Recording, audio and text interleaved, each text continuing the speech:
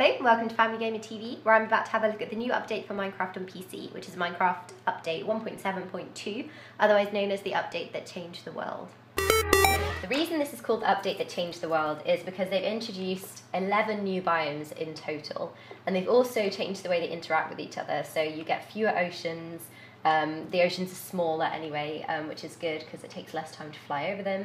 And you also get kind of more sensible interactions between the biomes that are next to each other, so you don't get as many deserts next to snow biomes, for instance, because that doesn't really make sense. And this is one of those Savannah biomes, which is where the orange wood acacia trees grow. I particularly like the Savannah biome because it reminds me of the Lion King. I think that's pretty cool. It has these wonky trees. You see, we'll drop down, where the trunks are kind of off to the edge and the leaves grow out in one direction, which is pretty cool. And yeah, you can see the orange wood peeking through. So here, next to this roofed forest with the trees all forming the ceiling, we've got another new biome, which is the Mesa Biome. I think I'm saying that right. And basically, this one is made completely of clay. You can see it looks really, really striking from the air because of all the different colours of clay. But that's a really useful way to get your clay blocks if you're having trouble finding them.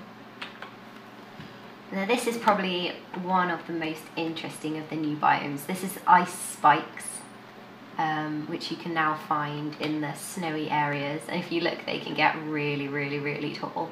And they're made of packed ice, which is another new block type. But these look, really, really cool, especially when you're far away and they're all kind of clumped together.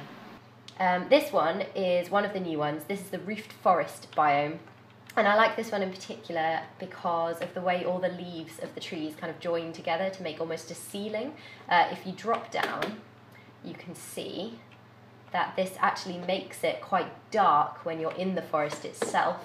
Apparently it's even dark enough for enemies to spawn even during the day, although I'm on peaceful mode at the moment. If I can get out of here. You can also see there are giant mushrooms and things in this forest as well, which makes it quite cool, quite good for an adventure.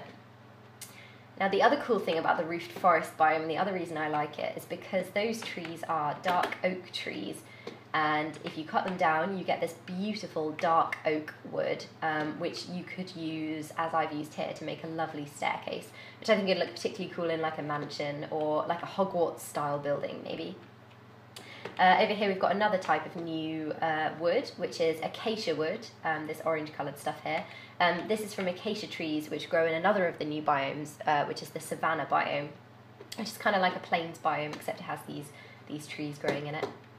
There are also some other new things, like you can do fishing and get treasure sometimes, or junk instead of just fish, which is quite cool. And there are some new fish as well.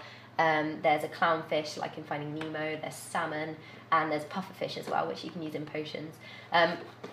But I particularly like these new flowers. Apparently there are 10 kinds of new flowers in this update. These are some particularly cool ones that I've picked out.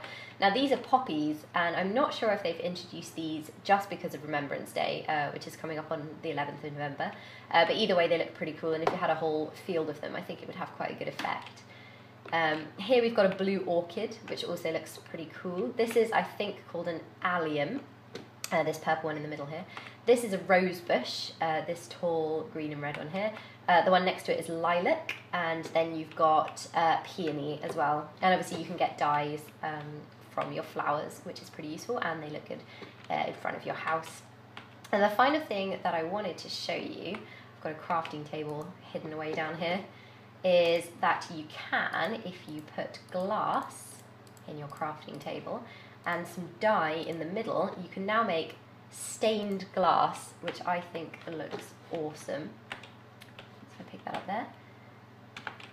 If you place it down, it looks really, really cool because you can see the light coming through it, but obviously with a slight tinge of the dye that you've used on the glass, and that would look particularly good in like a church building, or maybe just in your house, to be honest. You could even make your walls out of it if you were feeling daring.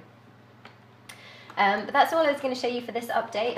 Like I said, the biggest thing is the biomes, but you should probably play it and check that out for yourself. That's all from me. I'll be back soon.